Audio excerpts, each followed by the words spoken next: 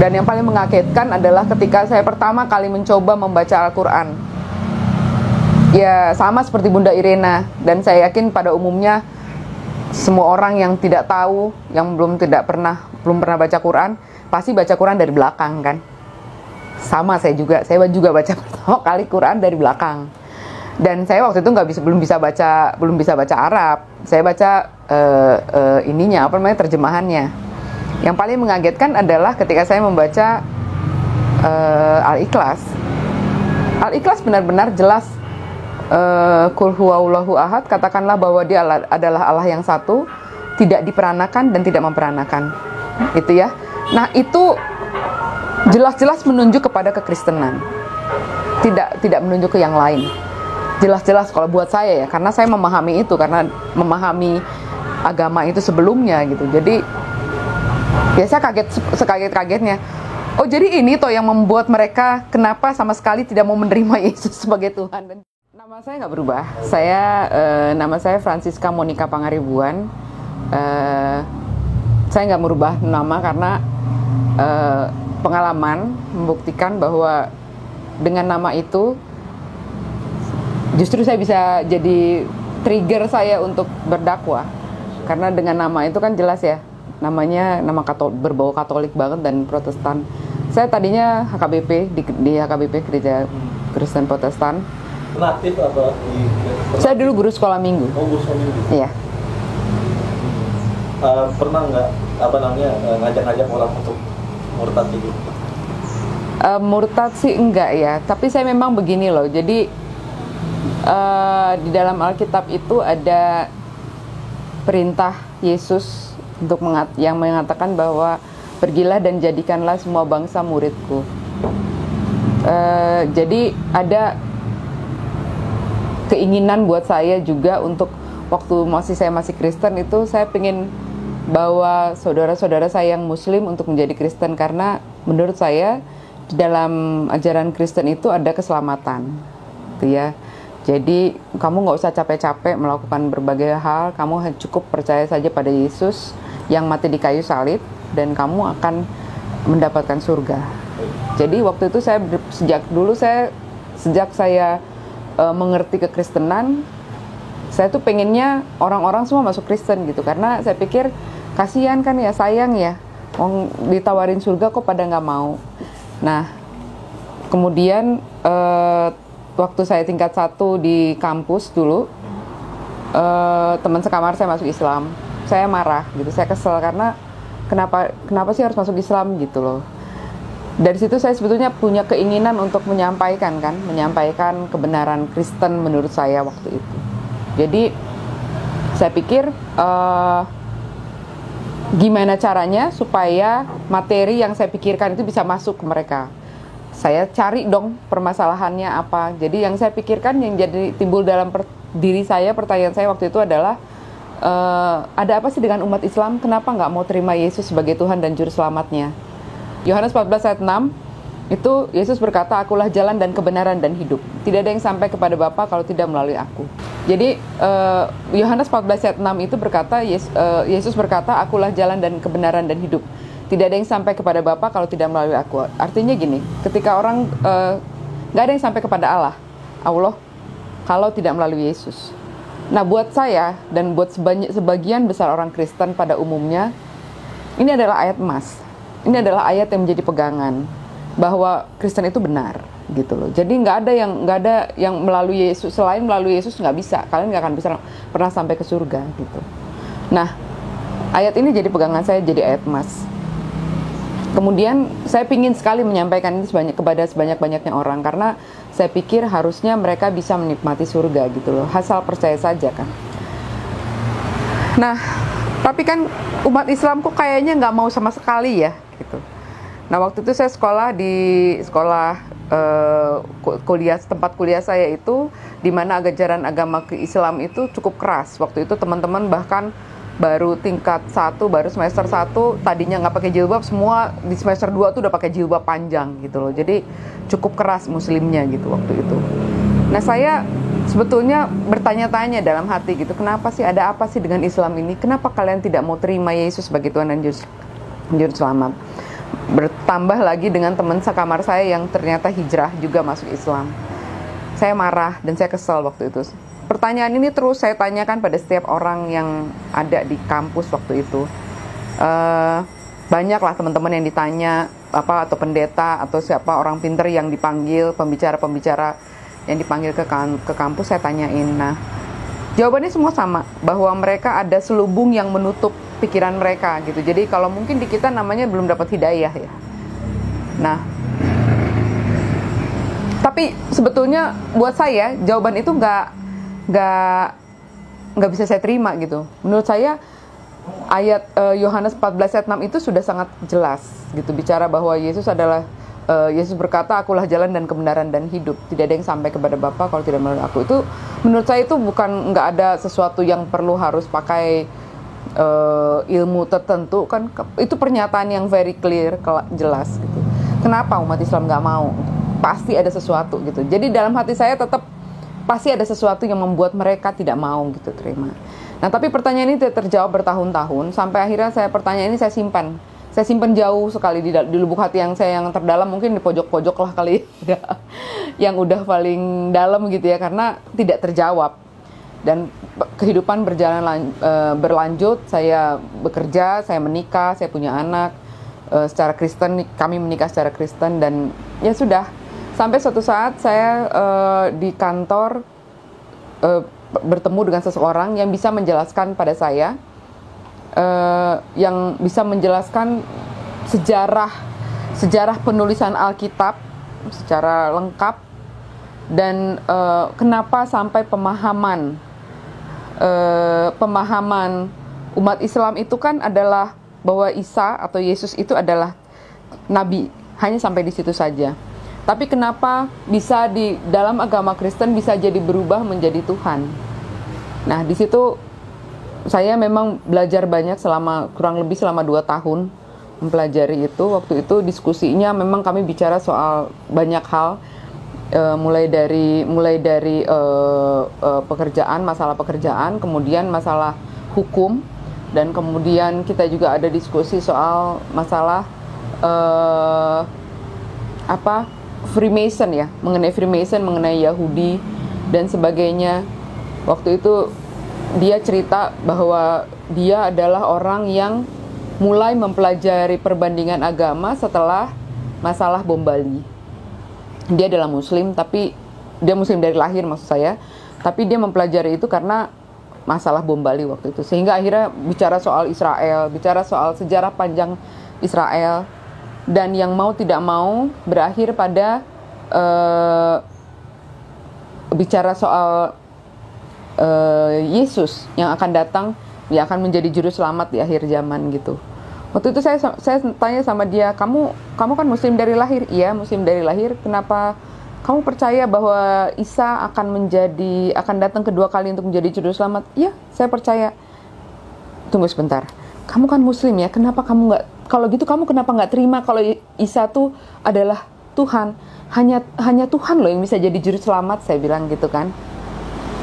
Nah, terus itu emang di mana Yesus bilang bahwa dia adalah Tuhan? Saya bilang ayat yang saya pegang itu Yohanes 14 ayat 6. Yesus bilang, akulah jalan dan kebenaran dan hidup loh. Nggak ada yang sampai kepada Bapa kalau nggak. Sekarang kamu baca coba lengkap satu perikop itu.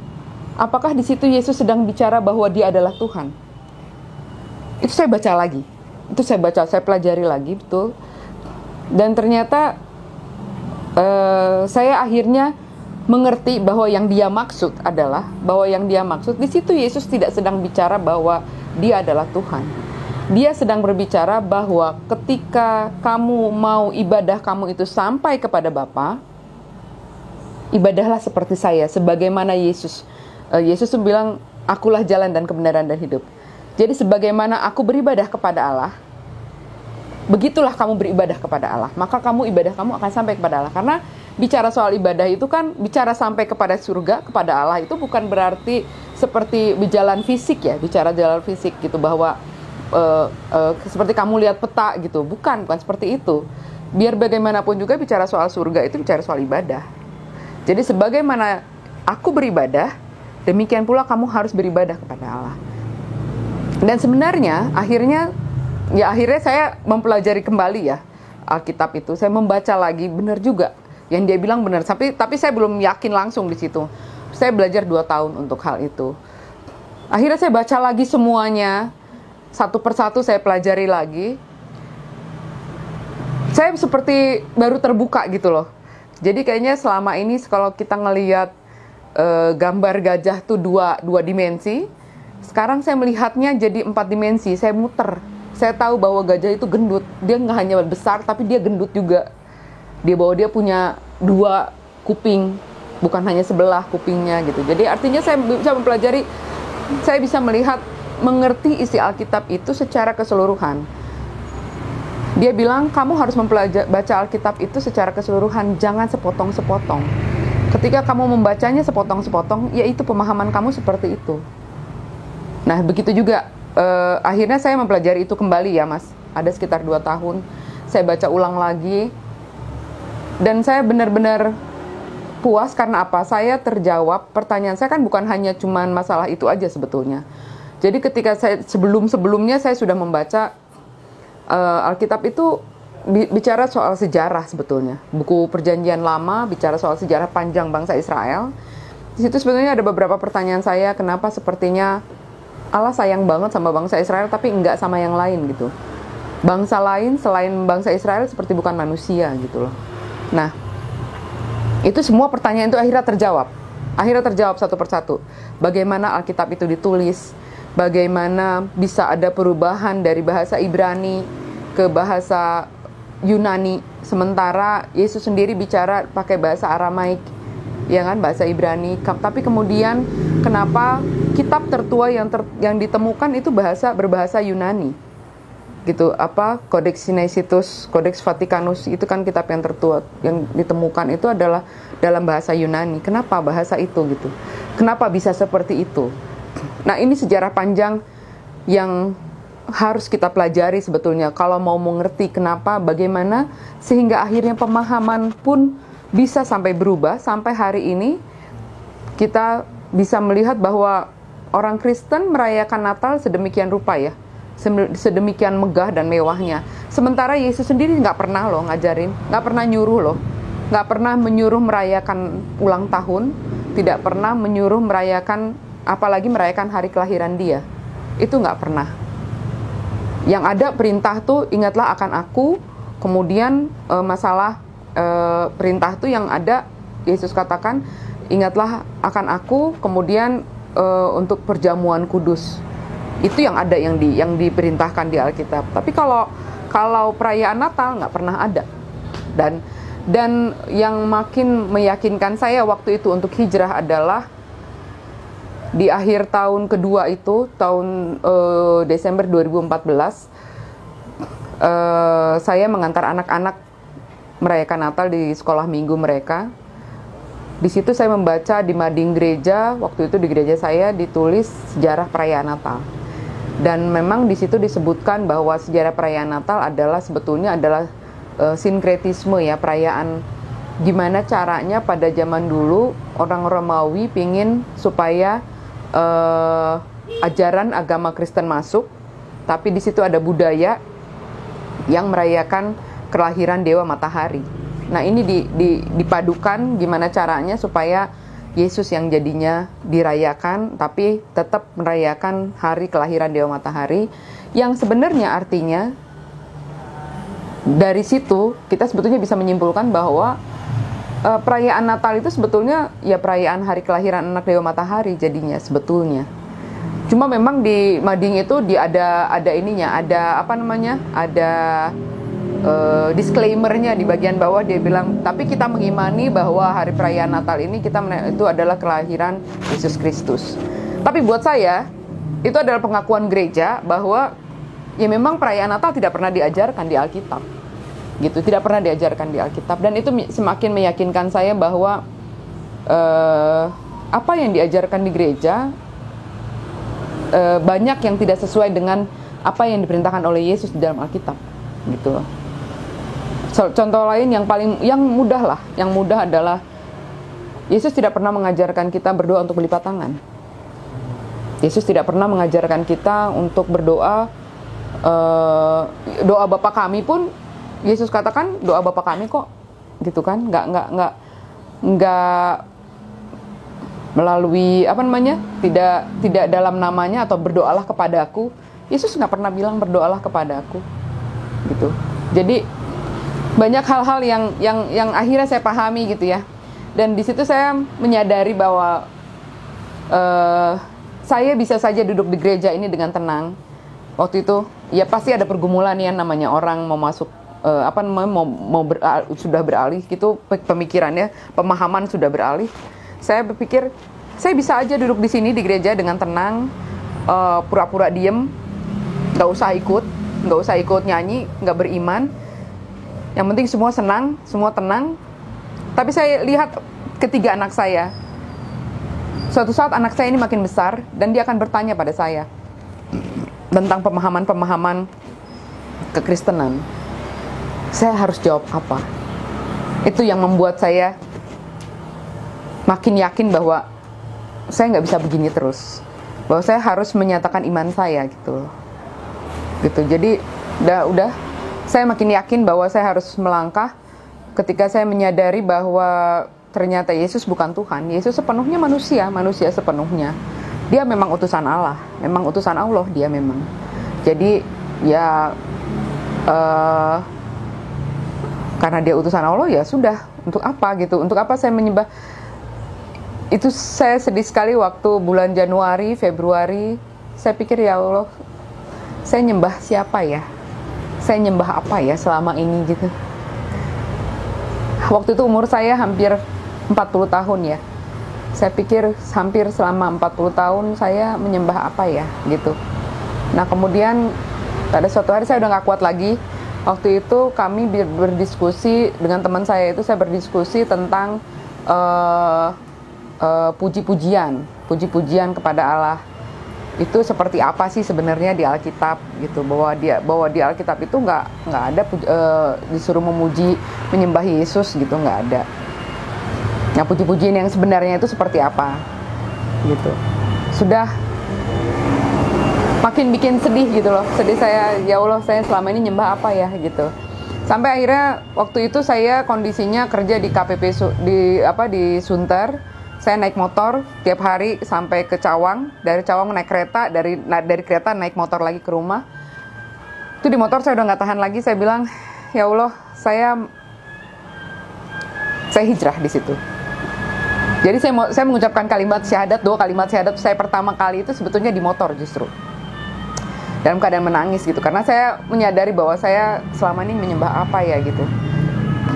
Itu momen-momen yang paling berat ya buat saya, karena beratnya sedih banget loh mas, rasanya ditipu, rasanya selama ini gue nyembah apaan ya gitu. Itu yang paling momen yang paling menyedihkan tuh di situ sebetulnya. Tapi setelah itu saya nggak tahu, tiba-tiba saya pengen banget bersujud kepada Allah gitu ya, sebagaimana Muslim ketika dia sholat itu kan sujud ya.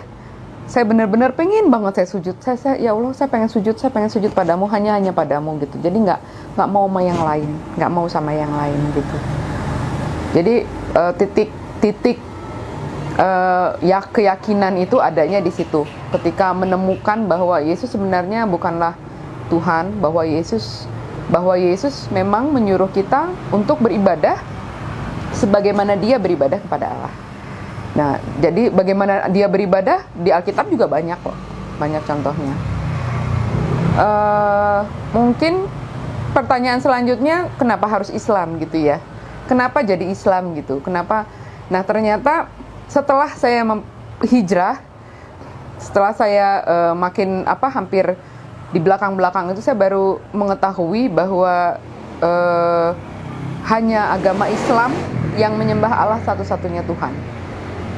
Yang meletakkan Allah sebagai Tuhan, satu-satunya Tuhan hanya di Islam. Tidak ada yang lain, tidak ada agama lainnya lagi. Itu sebabnya saya memilih untuk masuk Islam. Jadi Allah yang saya sembah itu benar-benar la ilaha illallah, tidak ada Tuhan selain Allah gitu.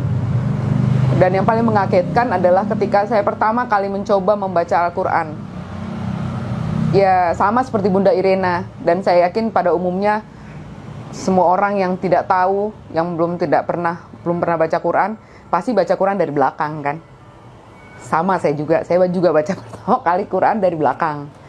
Dan saya waktu itu belum bisa baca Arab. Saya baca terjemahannya. Yang paling mengagetkan adalah ketika saya membaca Al-Ikhlas. Al-Ikhlas benar-benar jelas, Qul huwallahu ahad, katakanlah bahwa dia adalah Allah yang satu, tidak diperanakan dan tidak memperanakan. Itu ya. Nah, itu jelas-jelas menunjuk kepada kekristenan. Tidak menunjuk ke yang lain. Jelas-jelas kalau buat saya ya, karena saya memahami itu, karena memahami agama itu sebelumnya gitu. Jadi ya saya sekaget-kagetnya. Oh, jadi ini toh yang membuat mereka kenapa sama sekali tidak mau menerima Yesus sebagai Tuhan dan Juru Selamat. Di situ terjawab gitu loh.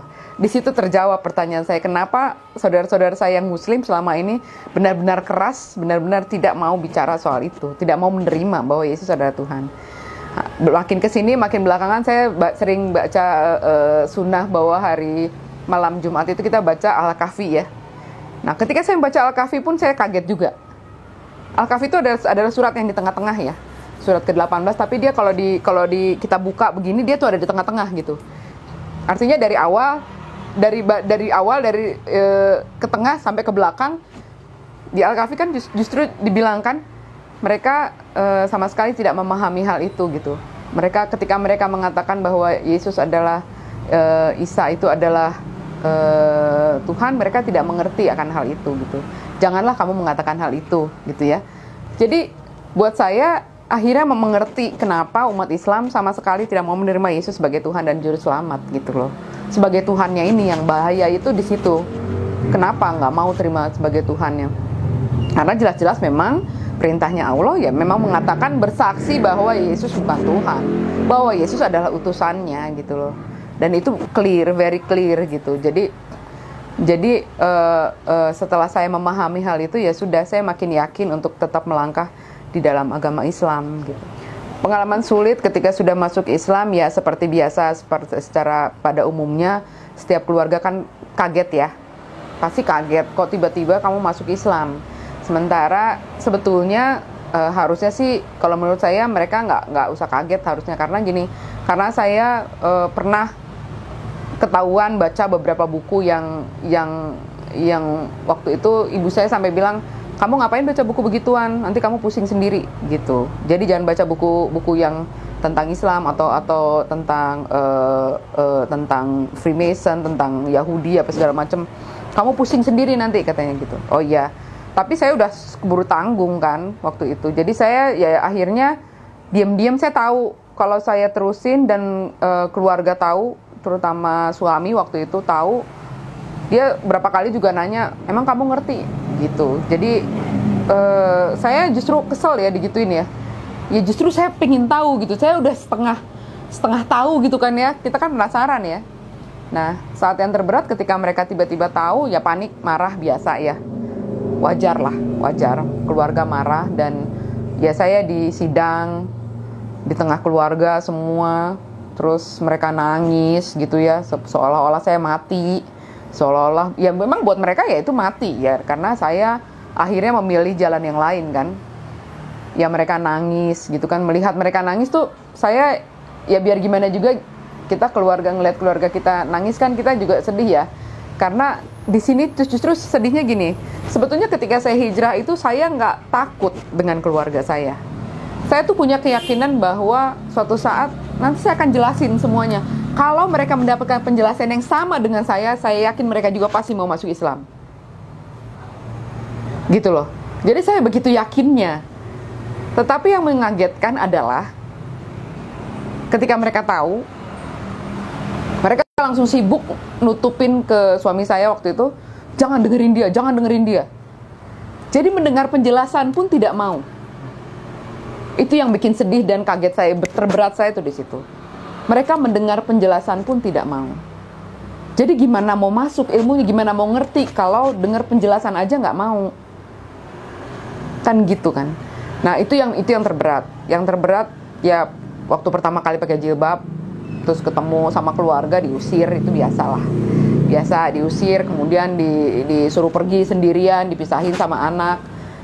Ya itu hal yang wajar banget lah gitu ya. Nah, terus yang terberat lagi waktu anak-anak tidak boleh ikut saya. Padahal anak-anak kan bertanya, biar bagaimanapun juga mereka bertanya, kenapa mama masuk Islam? Lalu saya kan tentunya saya jelasin. Nah, mereka dengan segala kepolosan mereka bisa memahami itu, bisa mengerti, bisa menerima, karena saya jelaskan dengan bahasa yang mudah. Saya bisa buktikan ayat-ayatnya di Alkitab. Ada ayat-ayatnya di Alkitab yang mudah buat anak-anak. Memang masalah makan babi, masalah hitan, itu ada di Alkitab. Ada juga larangannya, ada juga perintahnya. Tapi kenapa orang Kristen enggak mengikuti hal itu gitu. Terus mengenai hijab, jilbab gitu ya, di Alkitab juga ada, di Perjanjian Baru juga ada. Tapi kenapa orang Kristen nggak pakai gitu? Nah, itu buat mereka mudah jadinya buat ini. Yang paling mudah buat anak saya yang paling besar waktu itu, yang paling agak lama dia dapat ininya, hidayahnya paling terakhir itu mengenai Yesaya 37 dengan 2 Raja-Raja 19 ya, 2 Raja-Raja 19 sama Yesaya 37 itu adalah dua perikop yang sama persis, tapi tahun penulisan terpaut sangat jauh, beratusan tahun. Tapi kok bisa sama banget gitu. Jadi buat dia berarti Alkitab nggak bener gitu. Berarti Alkitab banyak nggak benernya gitu. Itu salah satunya di situnya. Terus yang terberat, mereka masuk Islam, mereka harus diam-diam sholat, puasa juga dilarang sama ayahnya, selalu dipaksa makan, dipaksa minum. Nah, itu kan berat ya, kita sedih gitu. Dan berarti mualaf ya Bu anaknya? Anakku 3 mualaf juga, alhamdulillah. Terus waktu yang paling berat waktu mereka hitan, kita pulang, pas bapaknya tahu kita dimarahin, dipukul, dilempar gelas. Saya sampai berdarah juga kaki. Ya anak-anak kan lagi luka ya, masih kondisi luka, dimarahin berat begitu kan bukan suatu yang mudah ya. Itu yang saat-saat terberat yang kayak gitu. Tapi ya memang saya pahami lah itu apa namanya, reaksi biasa ya, reaksi orang Islam kafah itu kan aturan yang Allah berikan ya, yang Allah turunkan bagaimana supaya manusia itu hidupnya teratur. Agama Islam itu adalah agama yang amat sangat menakjubkan sebenarnya. Dalam agama Islam itu diatur setiap hal, bahkan ketika sejak kamu buka mata, pagi-pagi bangun tidur, sampai kamu tutup mata lagi, tidur lagi, itu aturannya kan ada ya. Jadi Allah itu kalau namanya juga aturan dari Allah ya, itu aturan yang amat sangat lengkap. Ketika saya pertama kali mengerti tentang semua ini, saya rasanya seperti dibukakan suatu perpustakaan yang besar sekali dan saya pengen baca semuanya. Ya tahu sendiri kan, buku-buku agama Islam, sejarahnya, bagaimana kemudian aturannya. Kalau mau detail, lihat hadis. Bahkan sampai menjadi begitu banyak pertentangan kadang-kadang karena pemahaman akan hadis itu beda-beda gitu ya. Tapi itu adalah kekayaan dalam agama Islam, di mana Allah memberikan aturan itu dengan contoh bagaimana Rasul hidup gitu. Jadi Zakir Naik bilang, Quran bahkan bisa berdiri sendiri tanpa hadis. Tetapi Allah melengkapinya dengan hadis yang periwayatnya nggak bisa macam-macam, nggak bisa seenaknya kita buat-buat. Bahkan sampai hari ini yang saya salut banget adalah bisa ya hadis ketahuan gitu kalau dia itu hadis yang doif. How come? Itu adalah keajaiban kalau menurut saya ya. Bisa hadis doif ketahuan gitu sama orang. Kita hidup semua di zaman ini loh. Tapi hadis itu bisa ketahuan itu doif apa enggak gitu. Karena apa? Karena ada periwayatnya, karena ada sejarahnya. Ya kan? Felix Yao juga bilang kan, sejarah itu sangat penting. Nggak bisa lu lepas dari sejarah. Nggak bisa kamu lepas dari sejarah. Nah, jadi Islam yang kafah itu adalah aturan yang Allah berikan lengkap untuk bagaimana manusia hidup. Bagaimana manusia bisa teratur hidupnya sebetulnya. Jadi banyak orang yang menentang karena takut. Takut apa? tidak terbiasa dengan aturan yang begitu ketat dan begitu baik. Gitu sebetulnya itu. Kalau mau bicara soal kasih ya, orang Kristen banyak yang menggembar-gemborkan masalah kasih. Seolah-olah dalam agama Islam tidak ada kasih. Salah besar sebetulnya. Dalam hal ini, umat Islam harus menjelaskan bahwa justru Islam yang kafah adalah kasih yang terbesar dari Allah sebetulnya. Kasih Allah yang terbesar buat manusia sebetulnya. Supaya apa? Supaya ada aturan dalam hidup. Ketika kamu teratur hidup, ketika kamu teratur sholat, ketika kamu teratur melakukan tugas-tugas kamu akan berhasil hidupnya. Kamu akan baik sekali hasilnya. Gitu, dan di situ kasih akan muncul.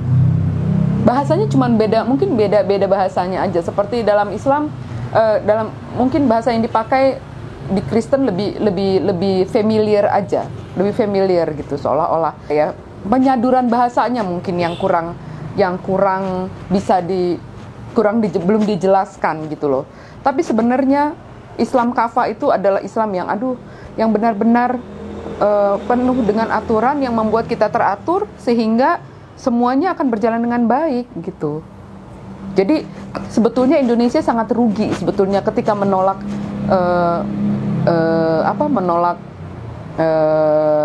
aturan Islam itu sebetulnya rugi sebetulnya.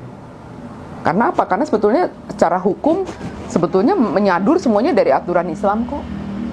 Hukum waris, hukum apa segala macam semua adanya di Al-Qur'an kok. Gitu loh. Jadi sebetulnya ya kesempurnaan Allah itu terlihat jelas kok dalam Islam. Jadi memang kita harus hidup sebagai Islam yang kafah sebetulnya. Sebagai muslim kan kita wajib ya menyampaikan walau hanya satu ayat. Ya, harus menyampaikan gitu loh. Dan kita pasti ketika kamu merasa bahwa ada sesuatu yang kamu miliki yang baru, ilmu yang kamu miliki, selain pertama kita memang akan diminta pertanggungjawabannya dalam nanti kan kita akan diminta pertanggungjawaban harta kita, usia kita, ilmu kita, ya kan? Ada 4 kalau nggak salah itu. Satu lagi apa bang? Tubuh. Itu kan itu akan diminta pertanggungjawabannya. Nah, ilmu ini adalah salah satu yang harus kita sampaikan. Kalau nggak boleh kita punya ilmu terus itu kita diam aja ngejogrok sendiri, terus kita sendiri yang pinter, terus orang-orang pada nggak tahu, nggak boleh, itu justru salah besar. Jadi kita memang harus berdakwah, bagaimanapun caranya ya. Tidak melulu berdakwah itu tidak melulu harus melalui bicara di YouTube, nggak perlu, nggak seperti itu kok, nggak selalu harus seperti itu. Bisa, kalau bisa seperti itu, alhamdulillah, ya kan, seperti mengaji cerdas. Kan bagus sekali ya ini untuk sebagai media dakwah. Nah tapi dalam kehidupan kita sehari-hari, alhamdulillah yang tadi saya katakan, dengan nama saya, ketika orang mau bertemu dengan saya, ketika baca namanya itu mereka pikir, oh ini orang Kristen nih, orang Kristen Batak udah jelas pakai marga, ya kan? Begitu ketemu, katanya orangnya pakai jilbab panjang, mereka, saya kira ibu tadinya orang Kristen, begitu ya, pasti selalu begitu saya. Nah dari situ saya bisa mulai cerita bahwa saya adalah mualaf. Ya saya mualaf. Kenapa saya mualaf? Saya cerita semuanya. Seperti tadi lah saya ceritain gitu. Saya yang langsung untuk saya bimbing syahadat memang belum ada yang langsung. Tapi alhamdulillah di beberapa lingkungan saya tahu bahwa banyak yang tadinya nggak pakai jilbab jadi pakai jilbab. Tadinya nggak sholat jadi sholat. Tadinya nggak rajin baca Quran jadi rajin baca Quran. Karena apa? Mereka malu. Karena mereka malu. Ya di lingkungan saya, di kantor, di mana gitu, banyak saya tahu mereka walaupun dalam diam mereka ada jadinya seperti gila ya, dia aja mau gitu loh. Nah gitu ya, alhamdulillah ya, buat saya itu sudah merupakan dakwah ya, saya sudah menyampaikan apa yang ada yang bisa saya sampaikan gitu loh. Kalau untuk mualaf yang baru ya, mualaf sampai kapanpun kita harus belajar. Jangan mau tenggelam dalam euforia menjadi mualaf. Ketika kita menjadi mualaf baru, memang banyak orang yang menyanjung, mengeluh-elukan gitu. Tapi tidak boleh lengah dengan hal itu. tetap kita harus belajar. Dalam agama Islam itu ada ilmu yang amat sangat besar, ilmu yang amat sangat luas yang harus kita pelajari. Banyak hal yang harus kita sampaikan kembali kepada saudara-saudara kita yang belum mengerti akan kebenaran Islam. Jadi kalau kita tidak punya ilmunya, kita nggak akan bisa menyampaikan hal itu pada orang lain. Kemudian jangan lupa bahwa Allah sendiri yang berjanji pada setiap orang yang beriman, menyatakan imannya kepada Allah, Allah akan menguji dengan sedikit ketakutan, dengan sedikit kemiskinan, dengan sedikit kelaparan. Itu sudah menjadi sesuatu yang Allah katakan dalam Quran. Jadi kalau misalnya setelah menjadi mualaf kemudian malah banyak tantangan, banyak kesulitan hidup, wajar banget gitu. Dan nggak perlu takut dengan hal itu, justru minta janjinya Allah bahwa Allah tidak akan membiarkan, bahwa Allah sekarang yang kita sembah adalah Allah yang hidup, bahwa yang kita sembah sekarang adalah Allah yang tidak akan pernah meninggalkan kita, yang kursinya langit dan bumi. Jadi kenapa harus takut dengan semua itu gitu. Jadi kembalikan lagi semua masalahmu kepada Allah. Gelar sejadahnya, sholat yang banyak, kembalikan pada Allah. Setiap masalah yang kita dihadapi ya udah kembalikan lagi gitu. Nggak ada gunanya kita bicara sama manusia, siapapun, seorang pun manusia, nggak ada gunanya. Kita hanya bisa bicara sama Allah. Minta pada sholat tahajudmu, minta pada saat sholat wajibmu, setiap saat minta sama Allah. Oh iya, satu lagi, jangan pernah berpikir bahwa agama Islam, dalam Islam hanya berdoa ketika sholat. Kita bisa berdoa setiap saat. Kita bisa berdoa setiap saat. Kita bisa minta sama Allah setiap saat. Kita tinggal menyebutkan aja. Bahkan perempuan muslimah yang sedang dalam masa haid tidak bisa sholat, bukan berarti tidak bisa berdoa. Bisa berdoa, tetap bisa berdoa, karena Allah Maha mendengar. Setiap saat kita bisa. Untuk yang muslim yang memang sudah dari lahir, alhamdulillah bahwa kalian sudah merasakan indahnya Islam sejak kalian lahir. Tapi jangan salah, ilmunya tetap harus dipelajari. Jadi rugi kalau nggak belajar. Saya menyesal, tapi nggak bisa juga ya, memang itu udah jalan hidup saya ya.